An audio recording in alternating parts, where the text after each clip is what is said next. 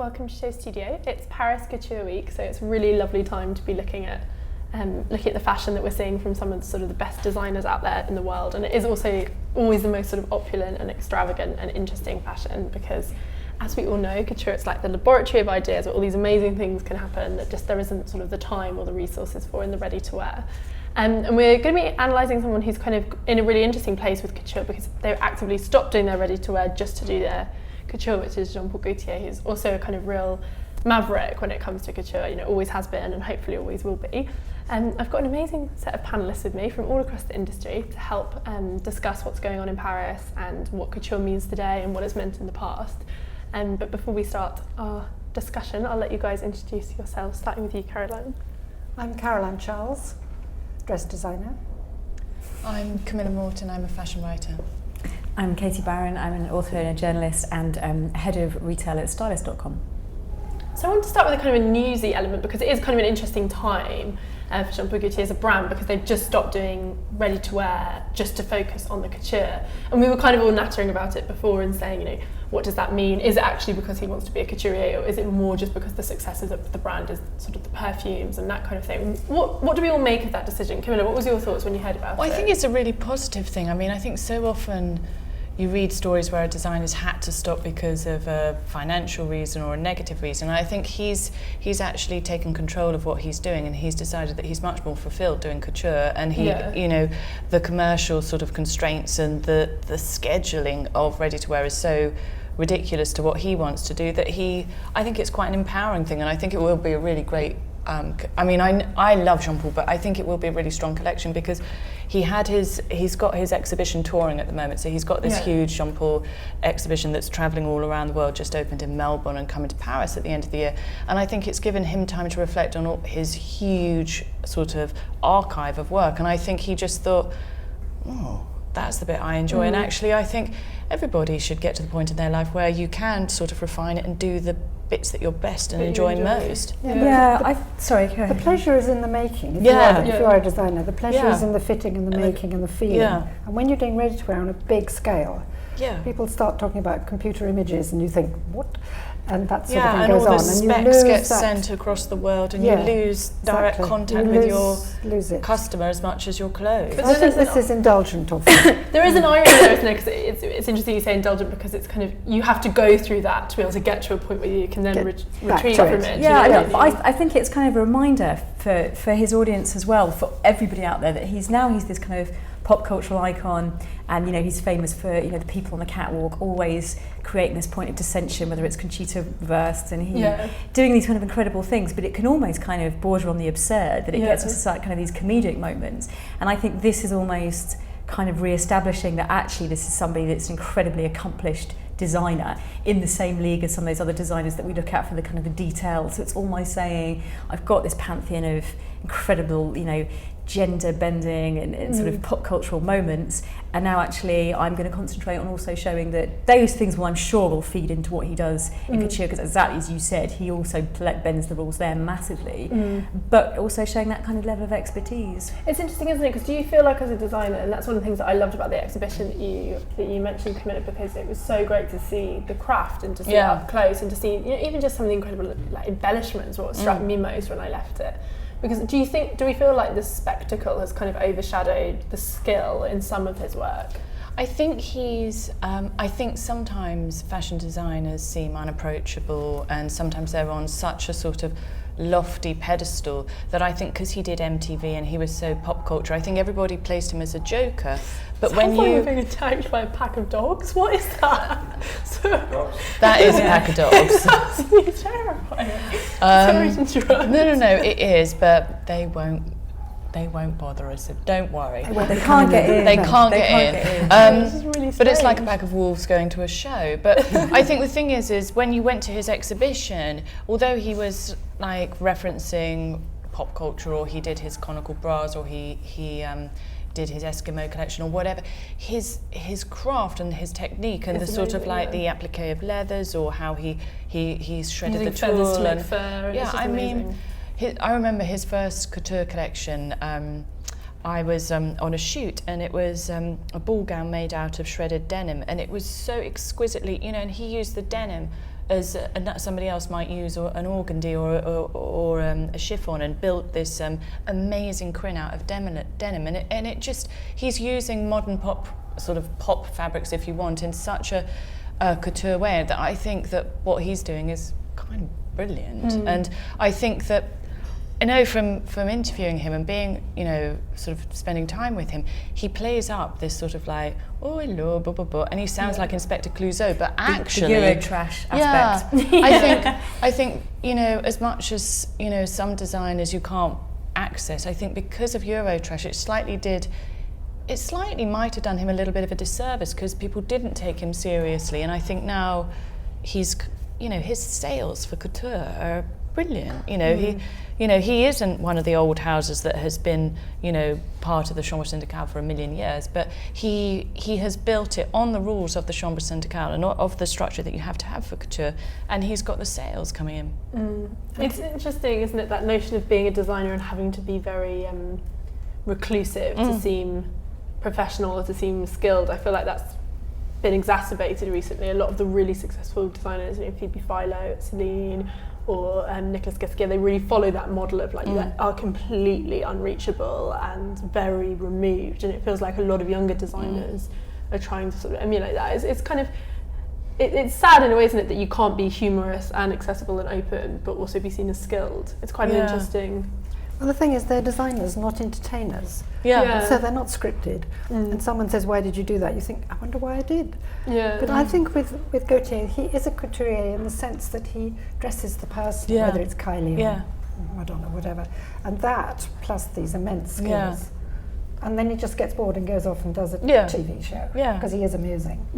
And so that's him, really, isn't it? The character thing is really interesting, because he does have these absolute obsessions with various characters, doesn't he? He's almost in that same way that a film director will kind of obsess over an actor or an actress. There's the kind of cartoonish element to it, which is interesting with him.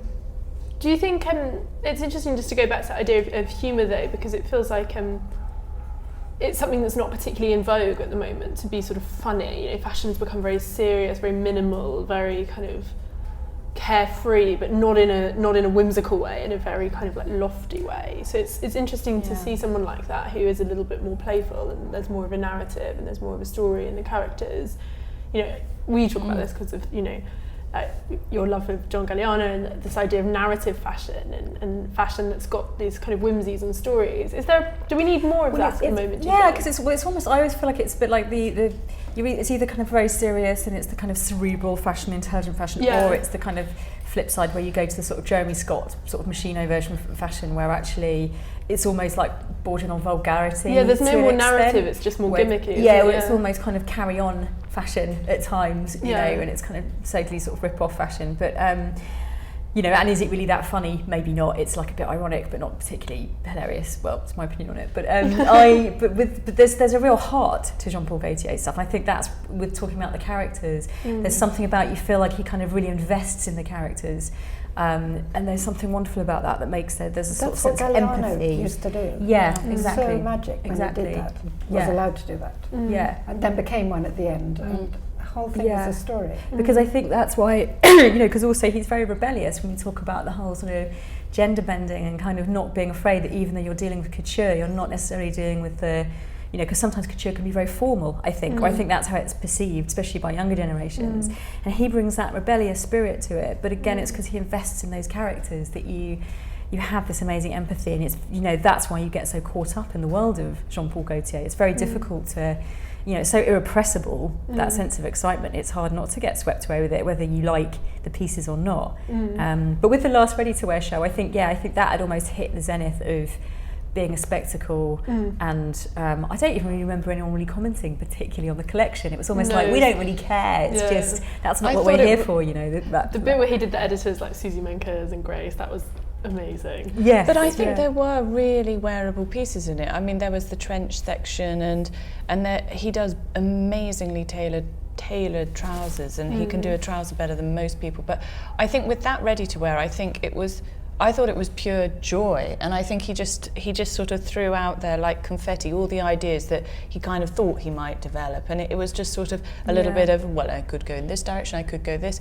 and I think it was like a painter just sort of flexing all the possible characters. It was like that brilliant thing of being able to have like a funeral and a wake for yourself without actually dying. It felt like, there's not many people that can do that, and it's like, good for him. When I was an apprentice in the late 50s, and I was in a couture workroom on Curzon Street, part of the London top 10 as they were, top 12 in. Everything was seriously for a function, a particular thing. There weren't any throwing out, or, there was none of this.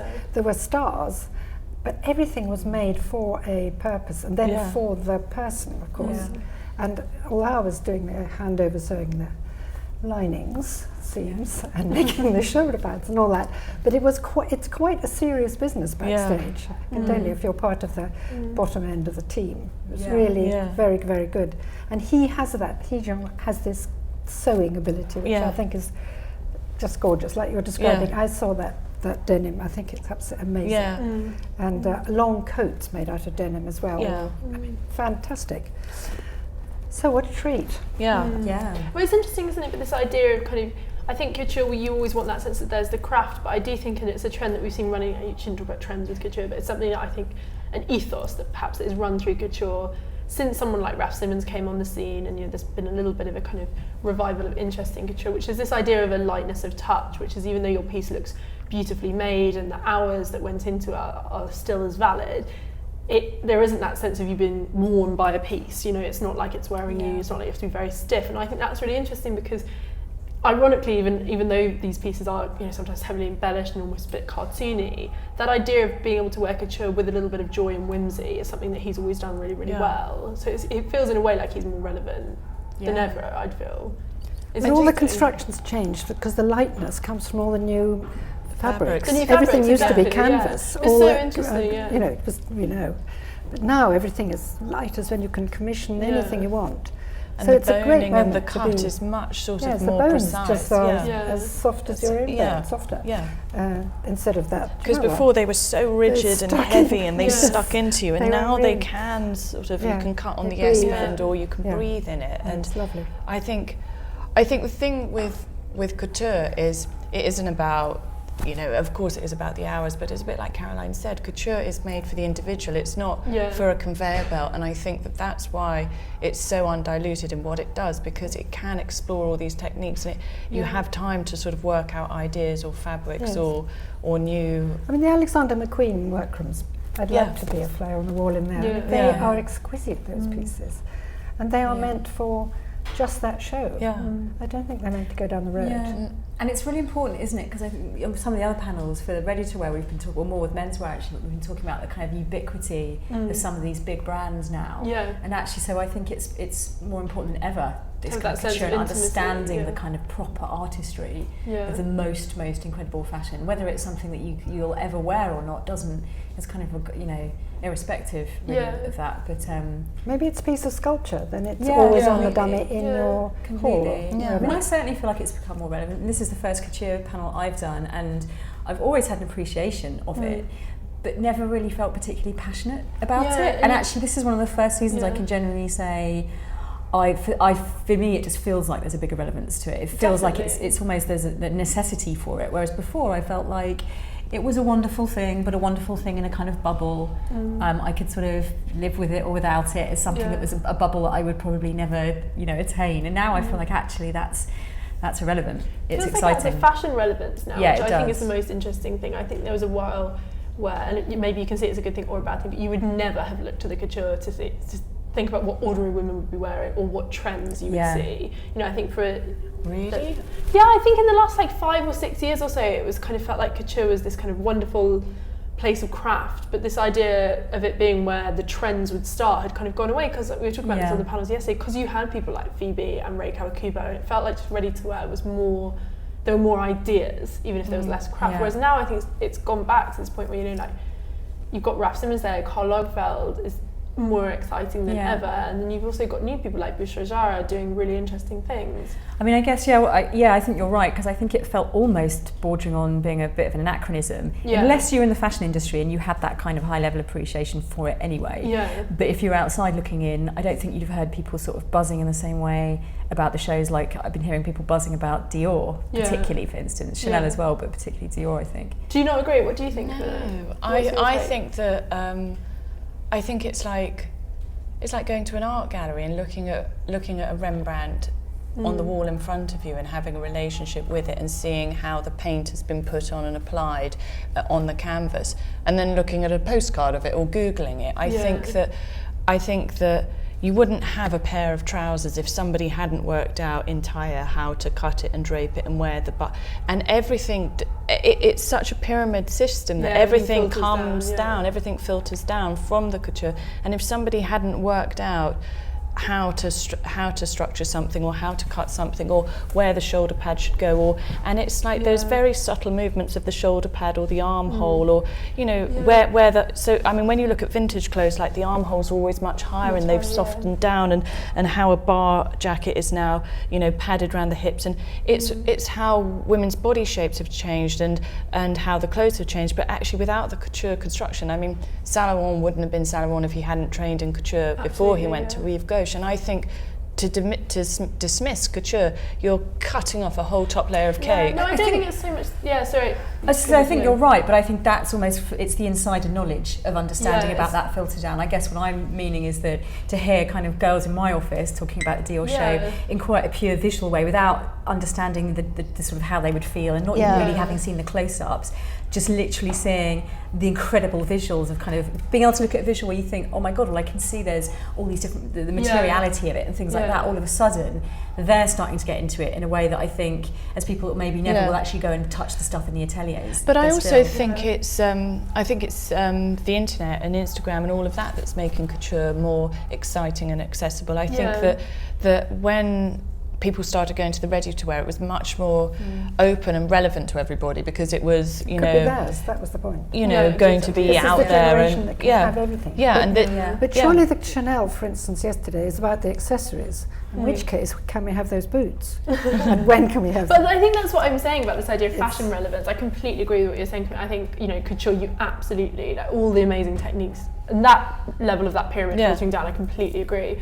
But I do feel like there was this while where maybe it is about trends, and it's about the high street looking to high fashion to influence. I doubt they were looking at couture, whereas now I think Zara, H&M, whoever it is, will be looking as much at the Dior couture show as they would be looking at the ready-to-wear, which is no good thing necessarily, but I find that interesting, this idea. Well, I think it is really good, but I think that Instagram and things like that have opened up inspiration and sort of like sources to designers, and I think it's put it on a bigger platform than it was before, because it used to be such an elitist, secretive world. But the manufacturers could go and buy line for line copy patterns. I know. In New York in the 60s, they still did that. Yeah, and then you'd wait for Collezione it's bonkers, isn't it? They could actually physically take the pattern, go to Paris, sit in the show, take the pattern home and make it. We have a series on Show Studio where we've got different designs. It's called Design Download, viewers.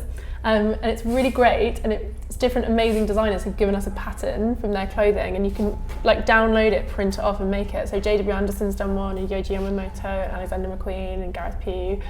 So we're basically bringing that back. And can they find the fabric? Where did they get the fabric? They can go get whatever fabric they want. So the designers will give us Barrett Street. Get my mum. That's the only place. They're so good. In my wildest dreams, I'd like to say I'd do it myself. Actually, I'll get Someone my mum. made a JW Anderson outfit. It's the bubble skirt with the cutout, and they made it for a baby. It's absolutely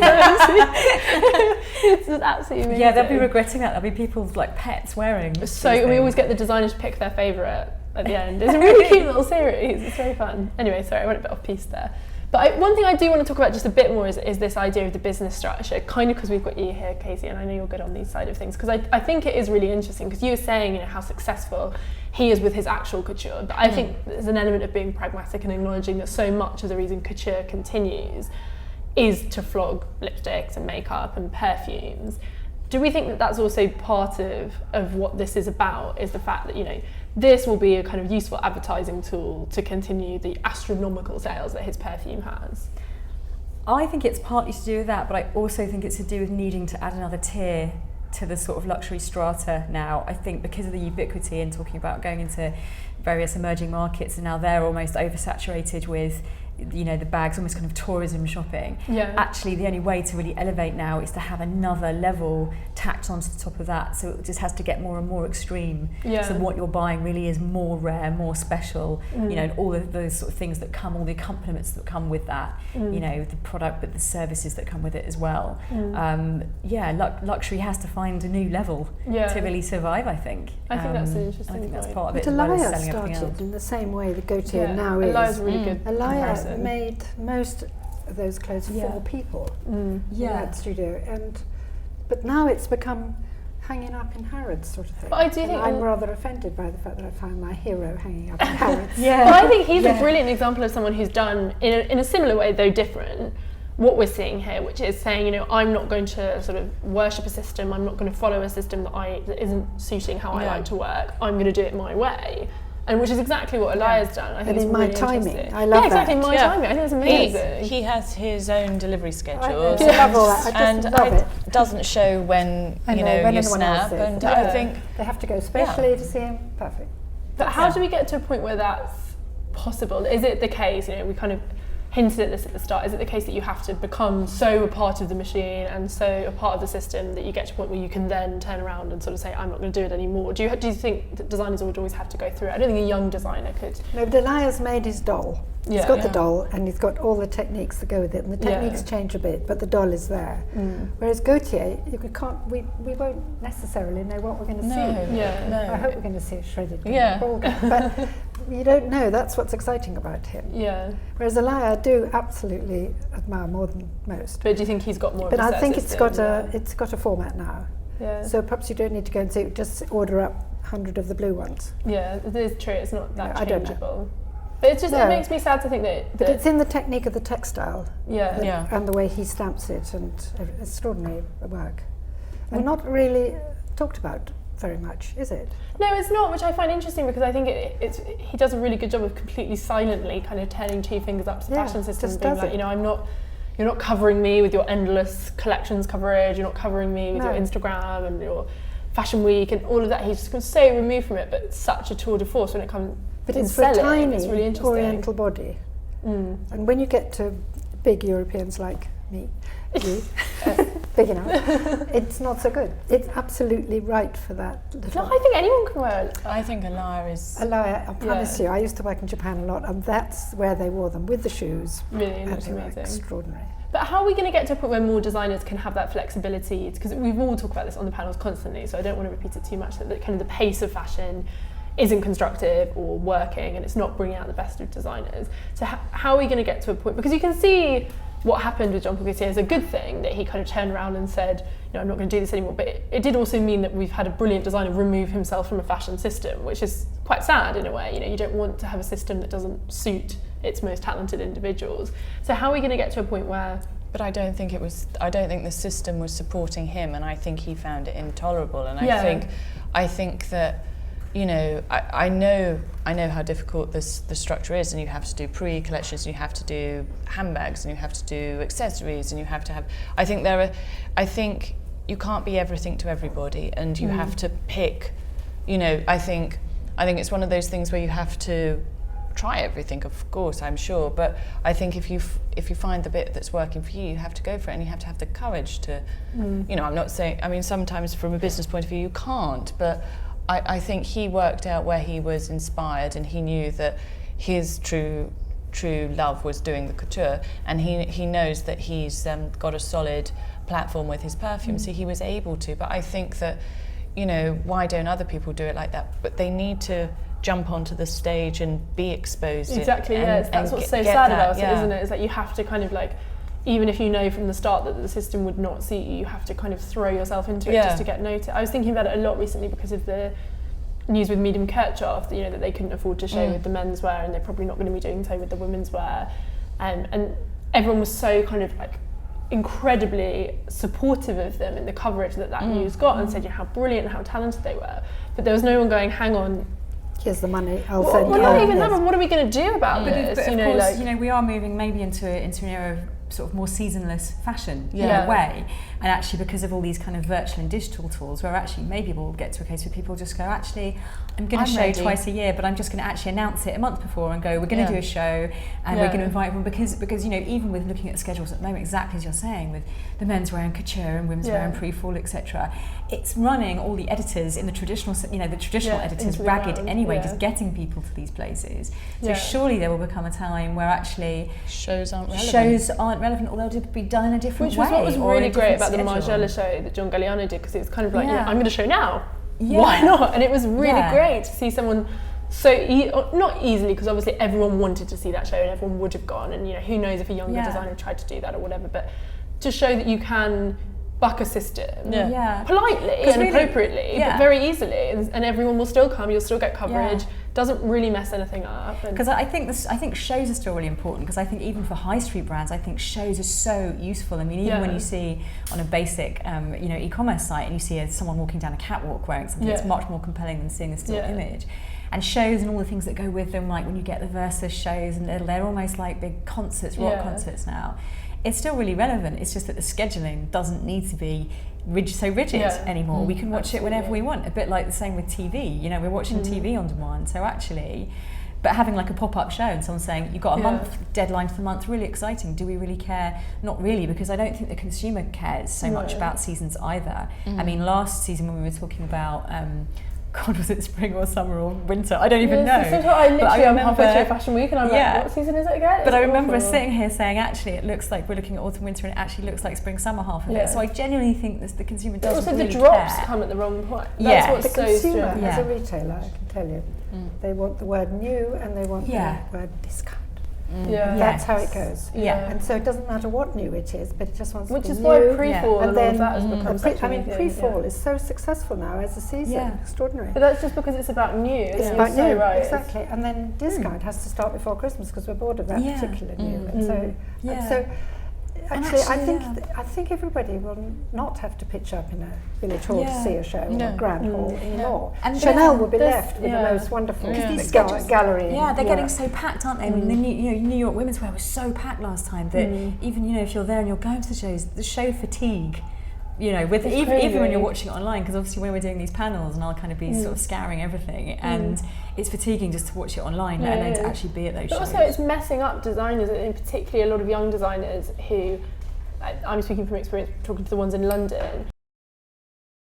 We're back, and we're still talking about couture and Jean Paul Gaultier. I want to go back to what we were discussing before, just very quickly before we have a look at the show, which is this idea of kind of like the pace of fashion and the system and the business of how you can make a system work when you decide to just do couture, like he has done. And one of the things that I found most interesting is how, you know, we've seen so many collaborations in fashion at the moment in general. You know, that's how young designers make most of their money. They have their own labels, but it's through the collaborations they do with Topshop, or they'll do like, you know, an exclusive t-shirt line for Net-a-Porter or Mr. Porter.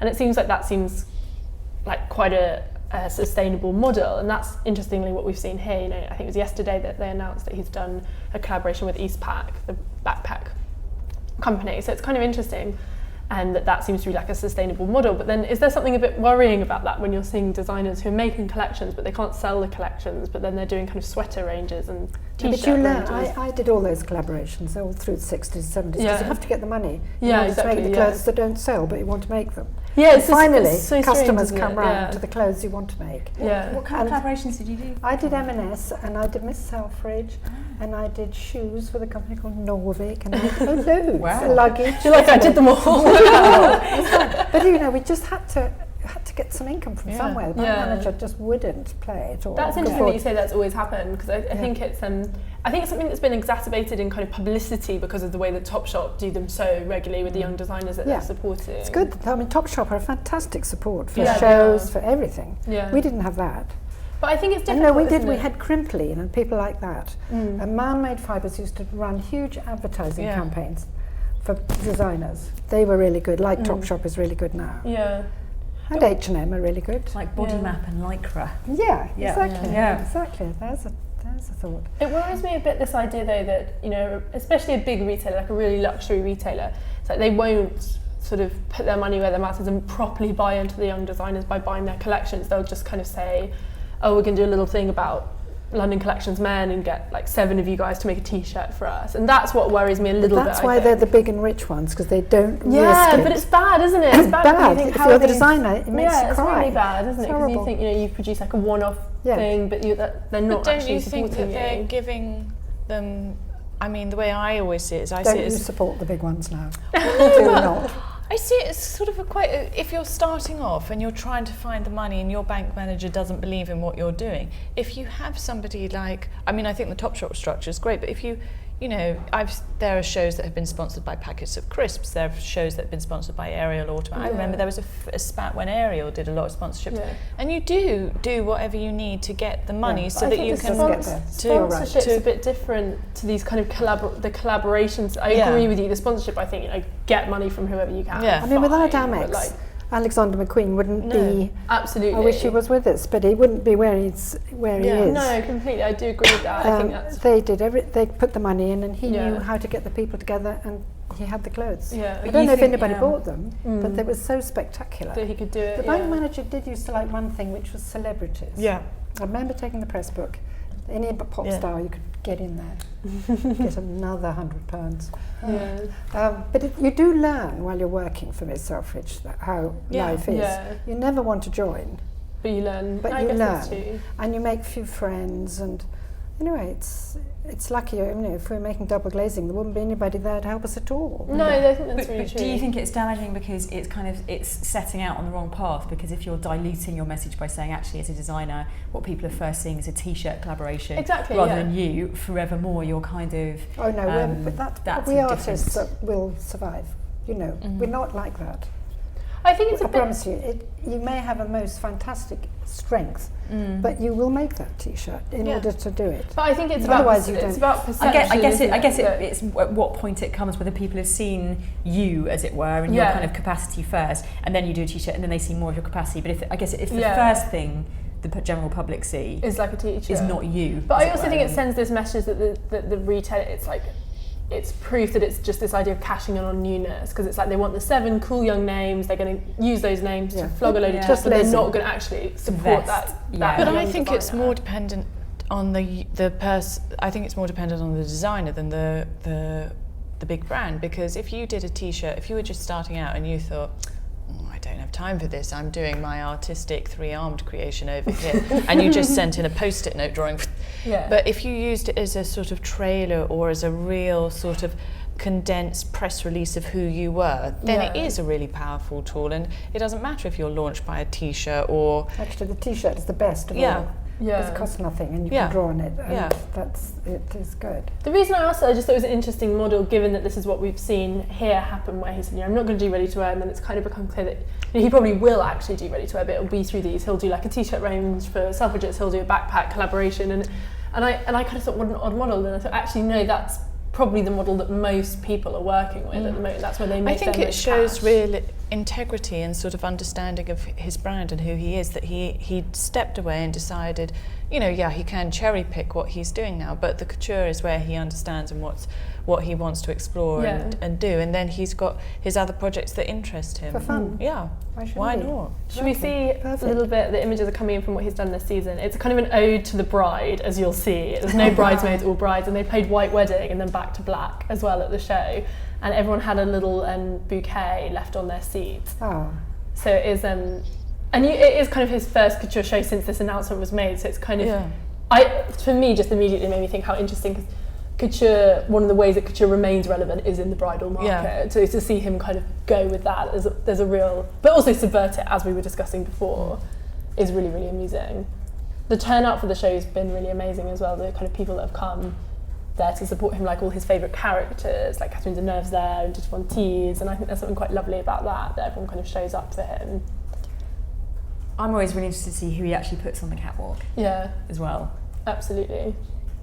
And what do we think of him championing bridal wear? Because I was going to ask you guys what you think the signature... We've talked a lot about the denim, which I think is really important, but what would we say that he's kind of pioneered? I wouldn't necessarily say bridal as something. Tailoring. I always think of the pinstripe suits, normally in a trousers and tuxedos. Yes. Yeah, totally. No, a fit. I mean, he can fit clothes so that they make the body absolutely I would say spectacular. shoulders but only when they're in. Yeah. When they're bigger. The corset and the suit. Corset. I think he's a man of the moment. Which, if you think corset and the suit, they are kind of the linchpins of a wedding outfit. You know, so many brides were strapless and their grooms wearing a suit. See, that white coat's fabulous. And it could be a cricket sweater, couldn't it? I mean, it's just ace, I think.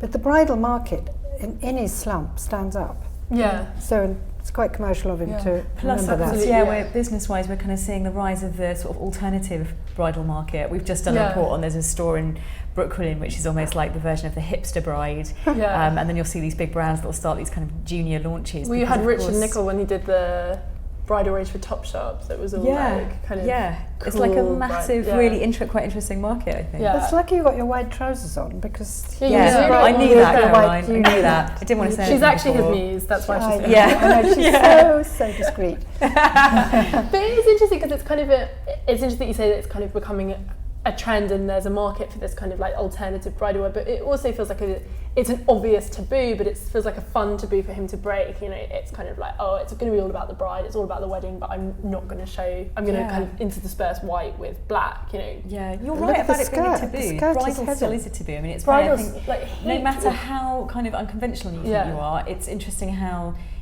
there's always that debate about, well, should I wear white? I mean, I didn't wear white for my wedding, and I remember, but I still sort of agonised over it for a while. It's the same for everyone, I think. But it's always this kind of joke, isn't it, that seemingly kind of rational, fashionable women, when it's their wedding, go mental and wear something absolutely hideous. The most traditional thing you could possibly wear. Exactly, which is interesting. And have their hair done differently so nobody recognises them. It's really strange. That and strapless. I feel like rules have broken down in pretty much all areas of dressing, you know, what you wear to work, what you wear on a night out. We mustn't say this, there's a whole bridal market out there that's going to start crying from now until September. But also, traditionally, couture shows always ended with the bride, and but I always do the bride at the end, because then people know to go home.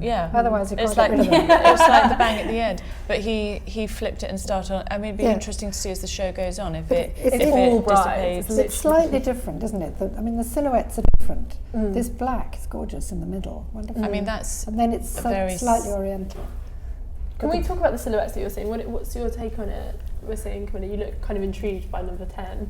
No, I think number 10's quite a signature. Yeah, with the shoulders. With the shoulders, the double breasting, the slash.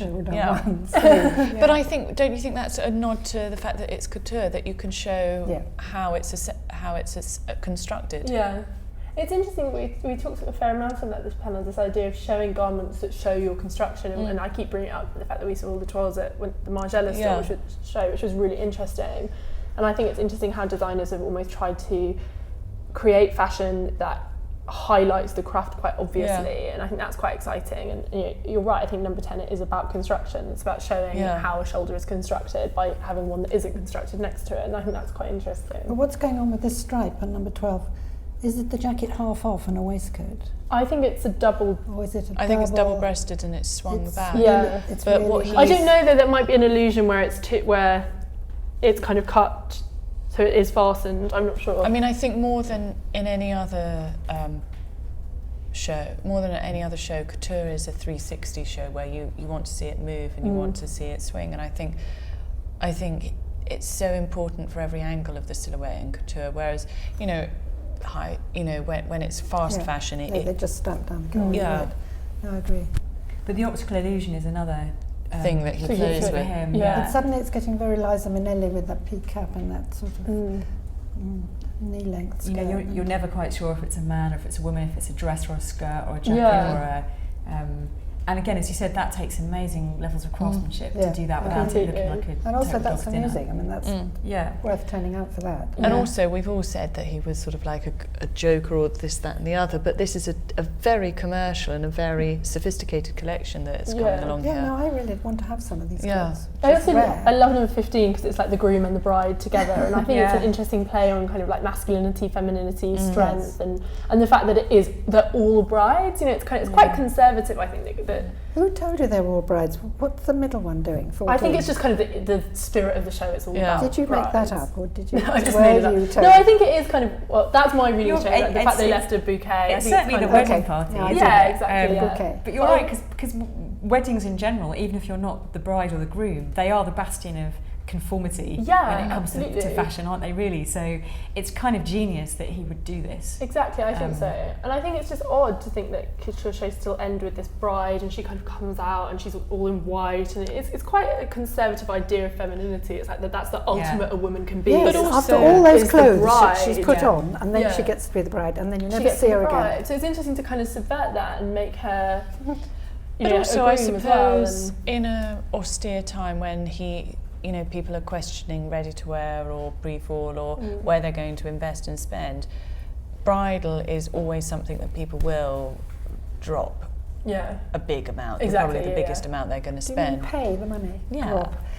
That's the one, I can tell you that. And their family will as well. And that pays the rent all over the world. Yeah. Well, that's the thing. I mean, we're talking about the bridal market. I mean, the sort of the hipster bride movement. It's for the bridesmaids and the guests as well as the bride themselves. Yes. So it's everybody has to dress up. Yeah. It's sort of like in India they do. That's great. But it is kind of a trend, isn't it? Subverting the idea of the bride. It wasn't this season, but the season before, where Karl Lagerfeld did the pregnant bride. She came out with, she was really heavily pregnant, she was like 7 months pregnant, and she was wearing a bridal gown, and then before that there was the kind of the lesbian wedding, and I think it's quite interesting to see that designers aren't abandoning that notion of the bride, but they're kind of subverting it. And I think 15 is so chic. I think that's so amazing if you'd wear that on your... And even number 14, I mean, the idea of sort of turning up to a wedding all in black, with head a to cap toe. that's also a veil. Yeah, exactly. But it's that funny notion, there's so many women like marrying themselves, and there's things like you don't need a husband, you can be okay. And like number 15, I imagine if you were like that person that throws a ceremony where you marry yourself, that's what you'd wear. Yeah. Which is quite the lapels and the construction of that jacket, the way the front fastening swooshes over there. Because it always looks like it's in movement, doesn't it? Which is so interesting. It looks like it's kind of flapping across, which is really fantastic.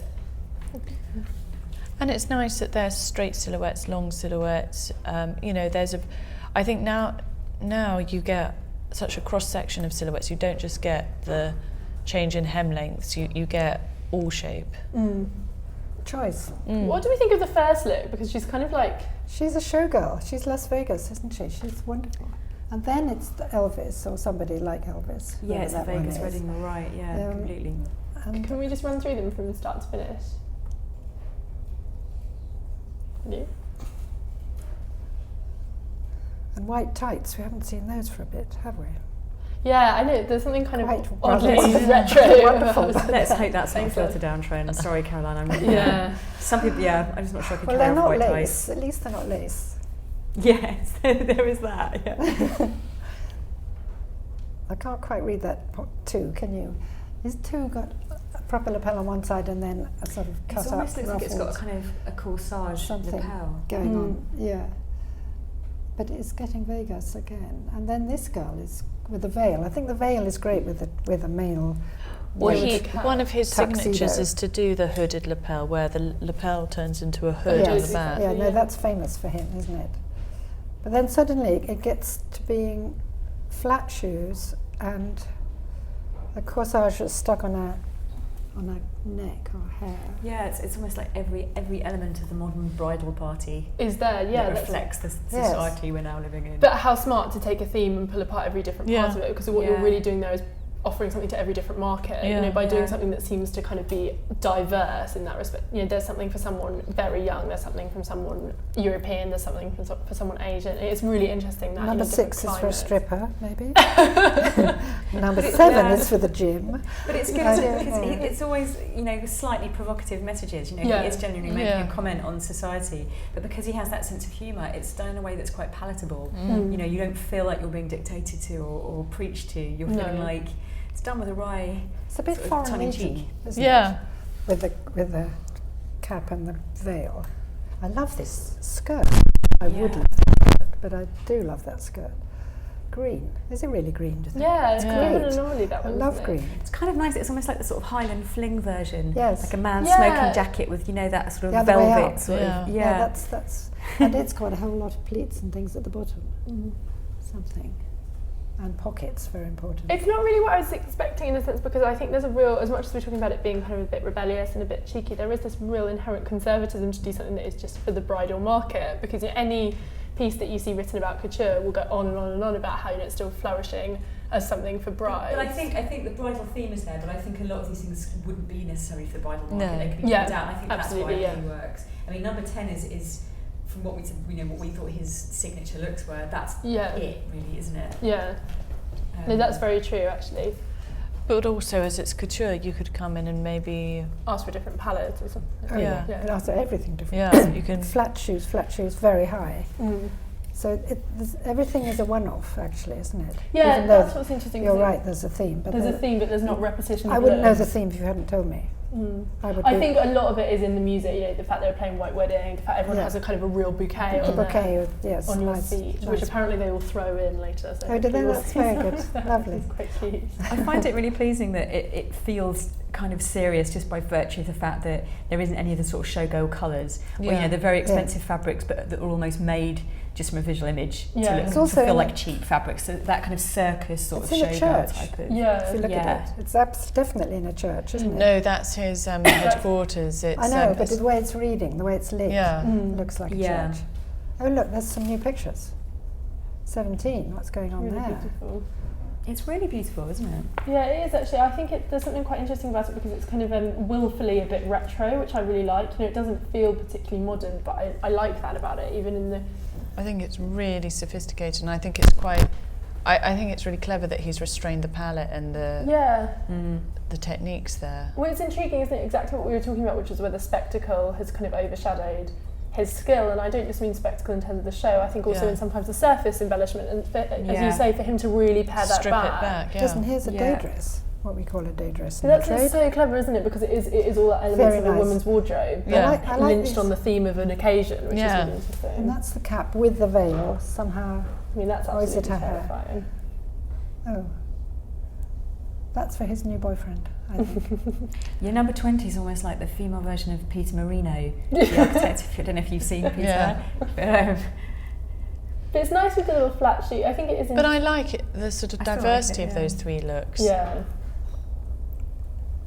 With the right-hand pair of shoes, you could go on the beach in, couldn't you? Yeah, it is very day to night. It's not occasionally, which is maybe the point he's trying to make. The fact that we still see this kind of frou-frou bride at the end of a couture show and how antiquated that feels, and maybe it'll be interesting to see how brides are done on other couture shows kind of in the next few seasons, because I do think it's the last thing that hasn't been fully modernised. Like, even though Karl Lagerfeld's playing with like the social ways a wedding is becoming more modernised, he's not really changing visually how his brides look. It's still a long white dress. Yeah. I think one thing he does really well, which we haven't talked about that well, is nodding to other cultures and what other cultures wear and the clothes of other cultures that are appropriate. And I think he does that really, really interestingly and very respectfully, kind of.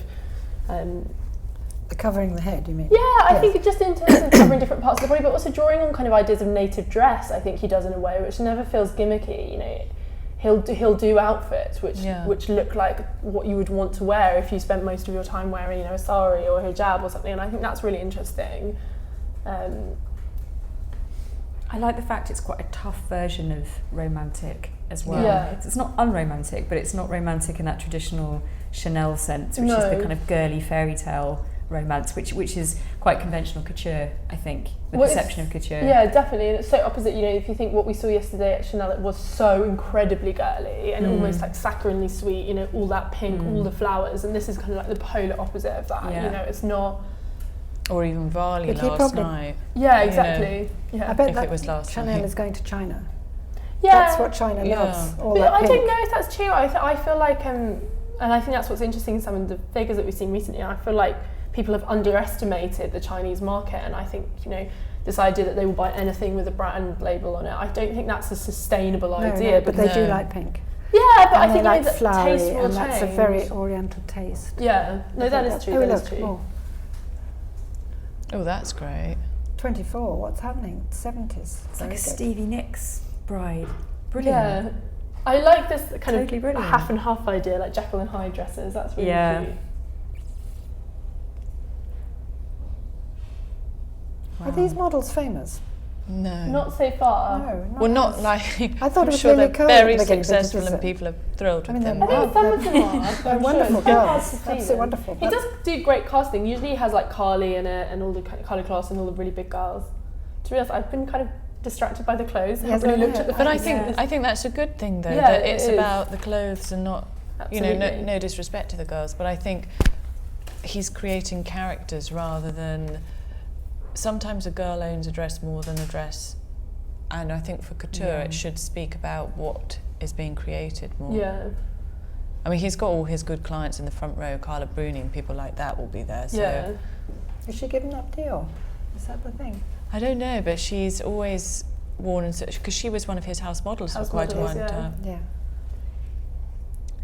I like that. The 27. Is that a applique leather leather and something? I think it's applique leather, isn't it? It's red snakeskin and then it's kind of embroidered with different crystals. Sleeves are, which is really beautiful. Yes, very. And I like the bunch of flowers in her bag. And do you notice that's the only bag we've seen? Hooray. And that just looks like she's just decided to get married at the registry office that Very day. good point. Yeah. But that was the same at Chanel. The focus was the hats, which was interesting with the accessories. It was really pared back in terms of the. I love the beekeeper bride. I just think that's the best thing ever. That is so sweet. But I love the dangers there. It's dungarees. Dungarees. It's amazing. Good, and there's her mother at number 30. What's she doing? But I love that. I love this this Who different. is that? I don't know who that is. Number 30 is. I'm not sure. It's quite an enlarging garment, has to be said. And the trench, the classic. And there's her aunt. But I do think that's so modern just to make a bridal dress out of kind of blue dungarees. It's such a staple of like workwear and underneath the white chiffon or the white t-shirt. It's so sweet. It's an incredibly sweet beekeeper's hat. Who are these two, 30, 31? They must be people. I don't reckon. I presume models. they're kind of old house models that he's used or old models he's used. Yeah. He has a showstopper that closes the show. So you are in the know. You've been there. Yeah, no, we're getting into his muses section. These girls. Yeah. Who's 32? Is she a muse? I've seen. I don't know the names. I'm really rubbish about things like that, but I've seen her before. But I like the way that he's kept to the, although there were moments of green and reds, he's kind of pretty much kept to his he's definitely palette. doing an age issue here. Not issue, but women are different ages, not model ages necessarily. I think the theme is one, you're right what you say, Camilla, about the palette. I think it's interesting because the theme seems to be all about contradiction. 33 is a really good example of that. We've got dresses that are half and half sort of vertically, but then you've got styles mashed. It's almost looks like a leather biker with a tutu. I know it's not done in leather there. I don't think it's. But I think that's really exactly like the masculine with the feminine, the casual with the formal, the black with the white, the colour with the baseball cap with the veil. I think that's what's really interesting, and that is exactly what we were all saying at the start. That is kind of his code, isn't it? It's elevating, but also like playing down certain things. That's what he's so good at. Suzanne looks great there, 34. I think that's a pantsuit, isn't it? Yeah, it looks like a jumpsuit. It's amazing. Yeah, I have to say I'm quite relieved there's another kind of quality street coloration going on. I think he kind of he said all of that in the ready to wear, so I think he just it really is a new chapter. Yeah, exactly. Maybe he's saying this is going to be a happy new marriage. Who's the bridegroom? I wonder. But I think that's what's interesting is it's like none of them are the star bride. Each look is kind of interesting and alluring in its own way, which I quite like this idea of that I just think there's something quite refreshing about that it's not like, we're not waiting for the ultimate bride. Like it's like. Well, also he started with a sort of like a real statement. There's the real bride again. So another real bride. Another bag. Very pretty. But even that's a bit half and half, isn't it? Yeah. Which is interesting. She's got the trouser seat with the big frou-frou dress. And you can see, she's got exactly. Which is the ultimate statement. Great headdress too. Oh. Spiders.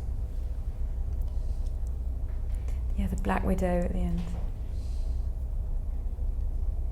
It's Gone with the Wind, really, the number 36, isn't it, almost?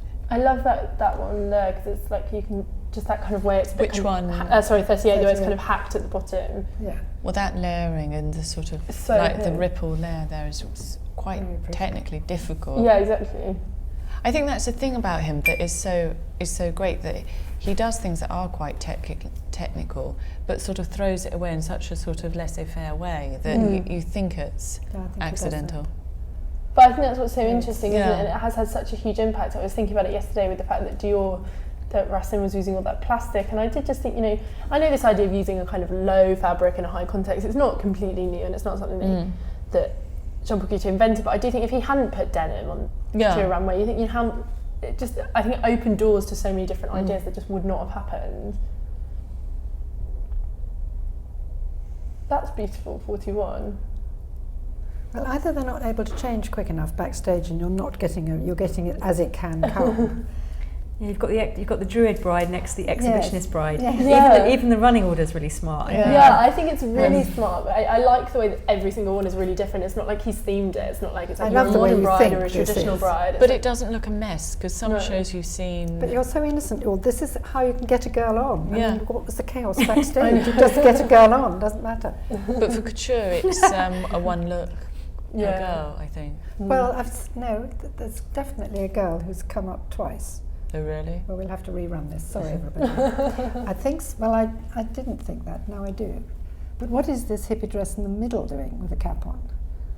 But I like that's like an ode to Paris, and I think that feels very appropriate, doesn't it? Oh, I see. Is it the Eiffel? Okay. And then there's a sort of 70s Saint Laurent feel. It's the cap, I think, that's making it look beatniky.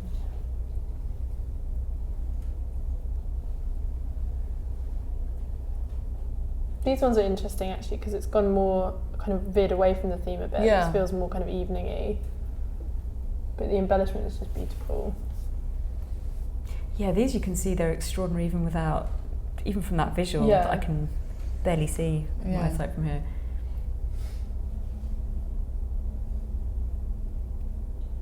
Is this what we were expecting from him? But I think you can't ever expect with him, because I think it's one of those things, if you expect something, then it's going to disappoint. See this come from another show. What is green doing here? You could be a green bride. She's not a bride, that one. She's left her headdress behind.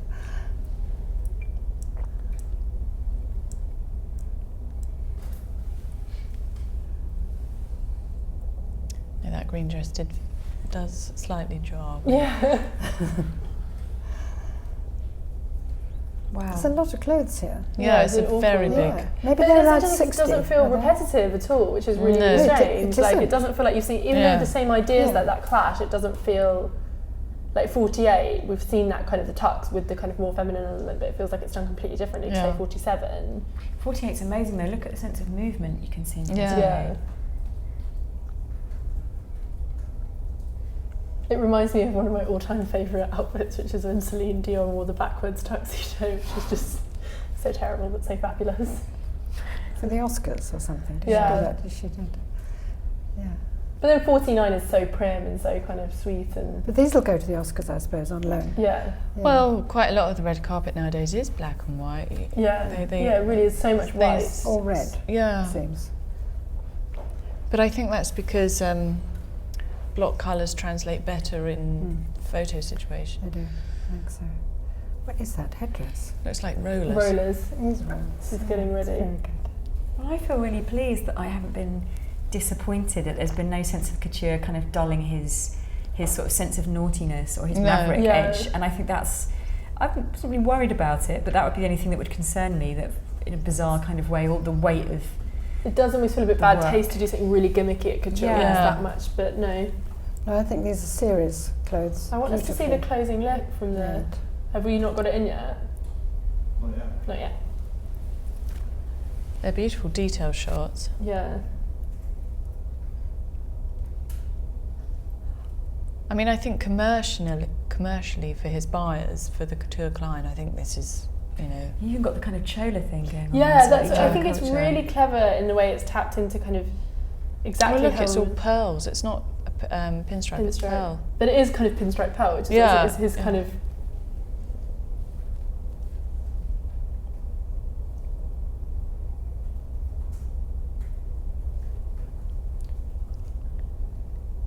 think it's the most covetable collection of his that I've seen for a while.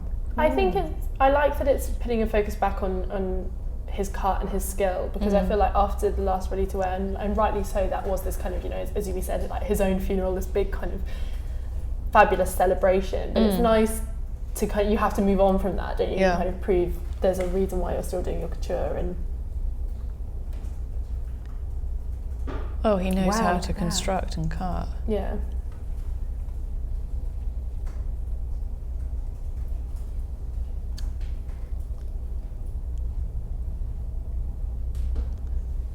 Yeah, it's really, really beautiful, actually.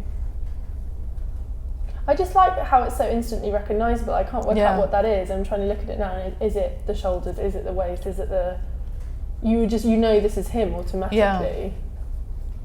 It's a very sensual collection as well, compared to some of the other couture collections I've seen so far. Yeah, it really, really is. But kind of quite traditionally sensual, like in terms of like...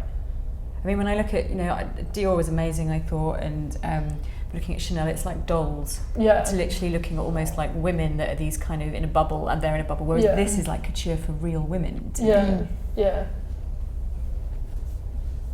It does feel like there's a real focus on red carpet, which is interesting, because the other shows you haven't seen that so much. And maybe that is something that you're going to see him focusing on more. Yeah. So, so beautiful. And so French. Yeah, is there something in that, do you think? Do you like to have a real kind of... I think he has a real...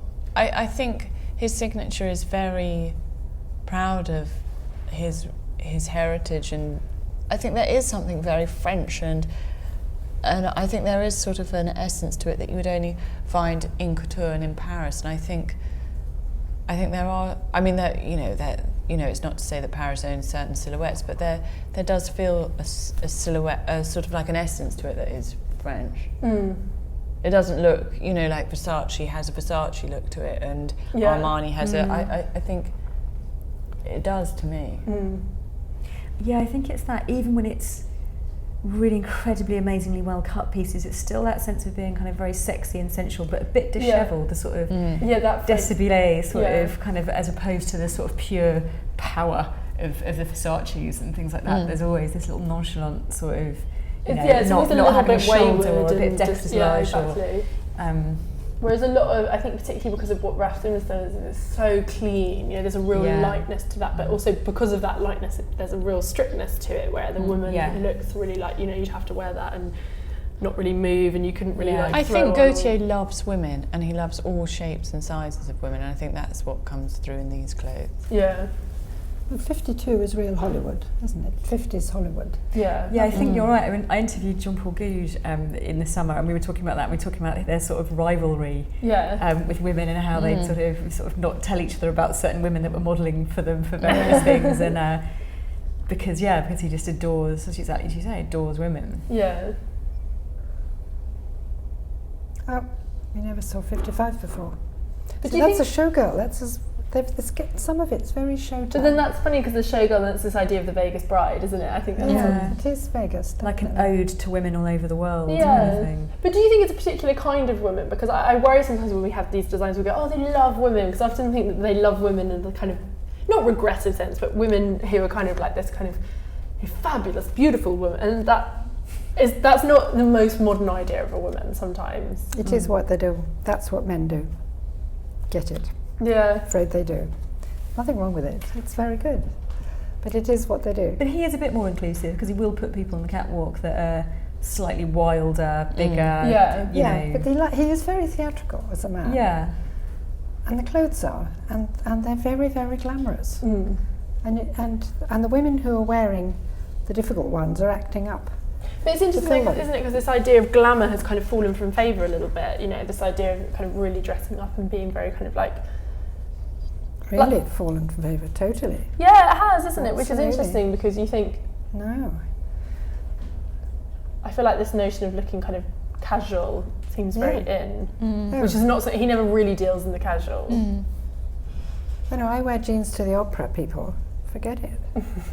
Well, he celebrates personalities, and I think that's no bad thing. No, good. You know. No, he's got characters, and he loves the different characters. He doesn't sort of turn them all into a whitewash. No, Liza Minnelli would have loved all this, definitely. Do we know what the closing look is? Have we got any pictures from anywhere else? Look on my Instagram. Yeah, should we see if we can... How many looks are there? 60? I would believe so, yes.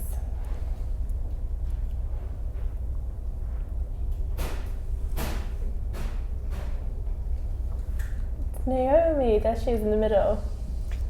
With just a bouquet or something else on? Yeah, it looks like she's just dressed as a giant bouquet. Yeah, which I quite like, and this is the point where apparently everyone throws in their bouquets, which I think is quite fabulous. Yes. Do we like what we've seen then? Yeah, I think it's a brilliant collection. Yeah, you seem to really like it, Corinne. It seems to have made you happy. Yeah, no, I like it. I mean, I like him a lot, but I thought it was a very clever, because it could have gone one or two ways, but I mean, it doesn't matter what I think. It matters what a sort of editor or more importantly a client thinks. But I think I can't imagine that the clients don't love that. Yeah. But I do think there's something quite cheerful about kind of saying, about giving that element of, celebrating the element of choice that comes with being a bride today. That's quite a nice message, I think. But it does still, but there's also this conservatism in that it's all about wedding and getting married. But I think this collection is also highlighting his choice and his chosen path and new chapter. Has he never done couture before? No. He's been doing couture very successfully. This is just totally but now dedicated. He doesn't. Well, because now he doesn't do the ready-to-wear and isn't on that. I think we are destined never to have this look. Yeah, I think we are. I think we should accept that Naomi is a thrown-away bouquet that we shall never 57. see. We've not seen 57 before. I love 57's headdress. It's Gigi or something. It's some sort of showgirl. Showgirl again, yes. See that? You've seen that long before. That 59. There she is. Hooray. Wow. And I like the way just before Naomi he repeats his mantra of black, white, boom. Very good. Very good.